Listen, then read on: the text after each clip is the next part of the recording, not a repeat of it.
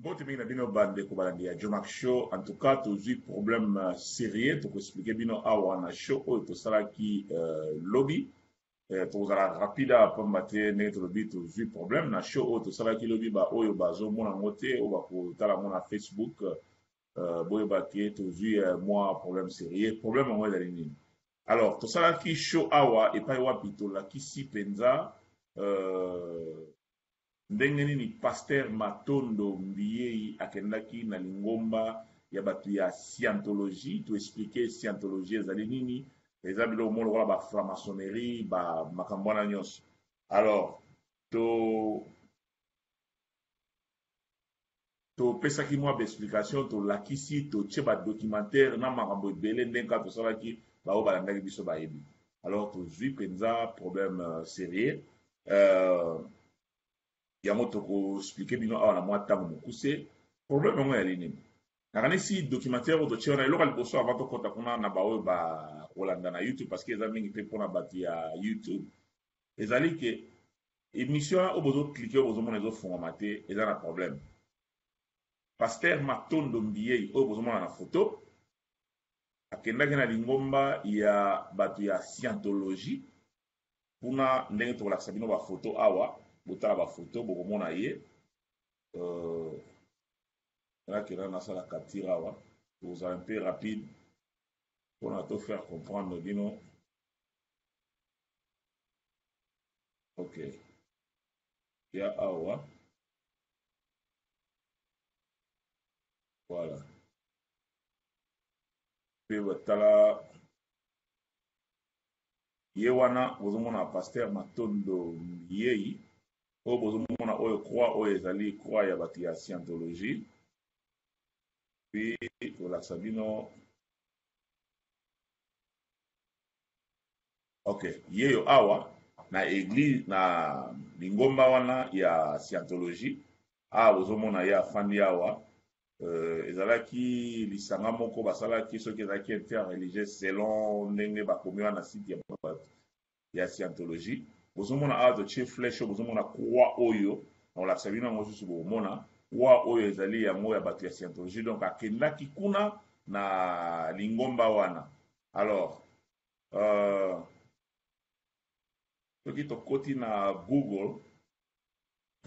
Google awa obeti kaka Matondo Mbiyei okomi scientologie après ekomema yo awa. Bon oyo eza video na uti kotia mais sikoyo yo klike na oyo peut-être ya misato soki oklike yango ekomema yo awa na site oyo ekomema yo awa komi rencontre interreligieuse avec l'église kimbangiste bakomi à Bruxelles le 25 Bruxelles jeudi 25 février les révérends professeur Joseph Matondo Mbiyei fut invité dans le cadre d'une rencontre interreligieuse organisée par l'Église de Scientologie pour l'Europe à présenter l'église kimbangiste. Donc biso tokotaki en tout cas tomekaki mwa moke kolandela yango ndenge tolakisi bino bafoto bomoni wana tolandelaki yango tosali investigation et toye kodécouvrir makambo ebele tala tike yango oyo bapanzaka partout donc na mokuse todécouvrir makambo ebele donc ti bomona ye yo awa atelemi awa za liboso ye yo atelemi awa azalaki moko parmi bato na bango mpena principal. Alors tokoexplike bino réalité oyo peut-être bato mosusu bakoki koignore ezali nini tena tiela bino lisusu awa botala. Ok ye wana awa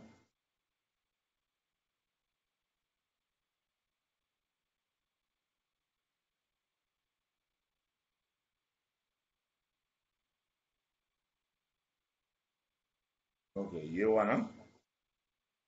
Donc, pasteur Matondo Mbiyei a kendaki na église ya bato wana. Alors, biso tosali investigation, to trouver que, en tout cas, lingaki to expliquer na bato. Papa Semi oyo aza na Belgique, ye moto a découvraki nini yango selon ba connexion aza nango na bandeko mosusu ya 3 égale à 1. Alors, biso ntango tozwi yango nde tozalaka bato ya investigation to investiguer tolinga to présenter na bato mpona bocomprendre nani scientologie wana ezali nini. Alors tokotaki mpena mozindo todécouvrir badocumentaire ebele oyo toexplike mpena bato. Alors show wana tosali yango wana bozomona eza na YouTube. Alors problème oyo tozwi eza nini? Problème ezali ke parmi badocumentaire wana oyo tokotisi na kati ya émission tosali, badocumentaire wana mingi kati na ndongo moko nango oyo ezoloba pena makambo na kati ya France, parce que secte oyo na kati ya France ezalaki condamné na 2012 je crois, na 2012 justice française a condamnaki bango na escroquerie en bande organisée. Basepesaki bango amande ya ba 600 000 euros. Alors, ils allaient vraiment à secte moko très très dangereux. Alors, ba documentaire eza na kati wana oyo ezoko expliquer makambo wana nyonso. Sikoyo secte oyo pe bazalaka na politique ya kopesi litama boye soko obeti mbata koto neti beglise mosusu ezalaka tokolanda te tokosala bote. Secte oyo ezalaka bongo te. Secte oyo ezali soki kaka ozwi bango bazwi yo na problème bakofunda yo boke na justice, donc ekosuka ndenge wana. Alors, eloko nini esalami chaîne française oyo esalaki nani émission wana, je crois be bayokanaki na bango balobi biso totikili bino porte bokota pai na biso awa mpona kosala documentaire oyo basalaki wana, et puis mais à condition que ejoué na France te. Ozomona, donc à condition que elakisama na France te. Lelo ntango biso tozwi yango tozwi documentaire wana totie yango na YouTube. Donc YouTube sikoyo etineli biso message elakisi biso ke eza au moins na 15 pays. Eza na 15 pays oyo ke documentaire wana na YouTube ekozoué te, mais na Facebook ekozoué. Alors nino biso tobengi yango problème parce que bandeko ebele oyo bana na France bakotala yango te, oyo baza na ba Facebook te. Yango wana tozosenga na bino baye oyo nano botali yango te, oyo bokolanda parce que message oyo nakotyango na YouTube bokolanda. Donc bokota na kati ya YouTube to bolandi message oyo vidéo wana soko oza na France okliquer ekozoué te. Donc bino bato boza na bamboka oyo bokoki kozoué yango botindela yango bandeko na bino na ba Facebook na bango po batala yango na ba Facebook na bango, parce que na Facebook ekozoué.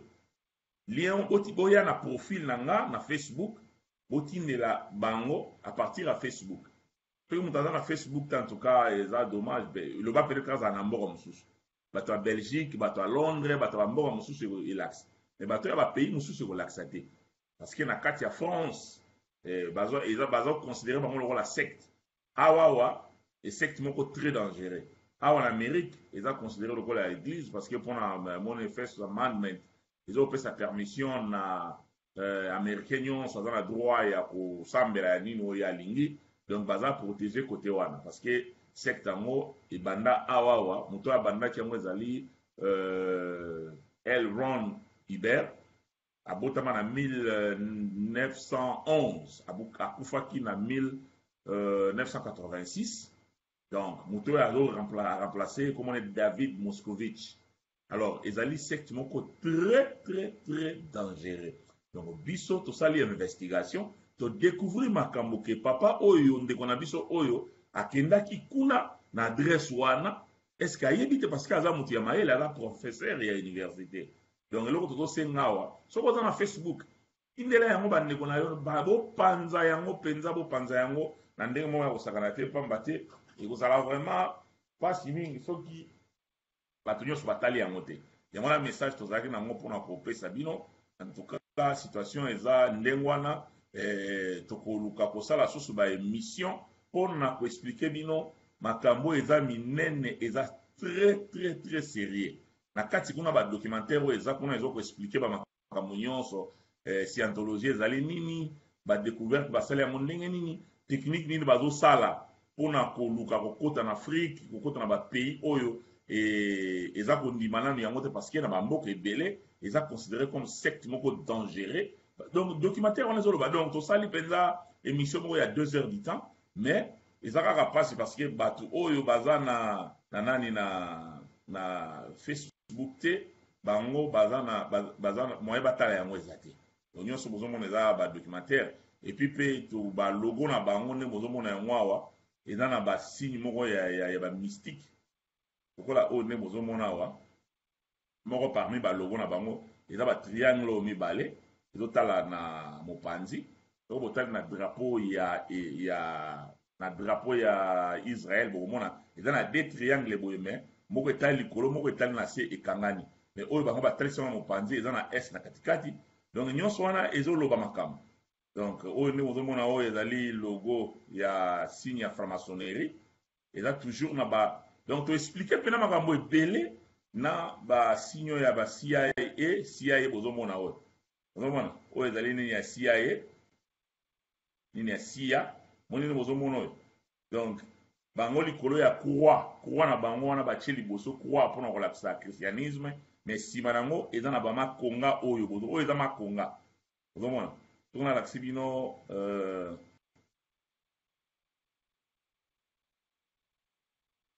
bozomona croix ya bango yango oyo.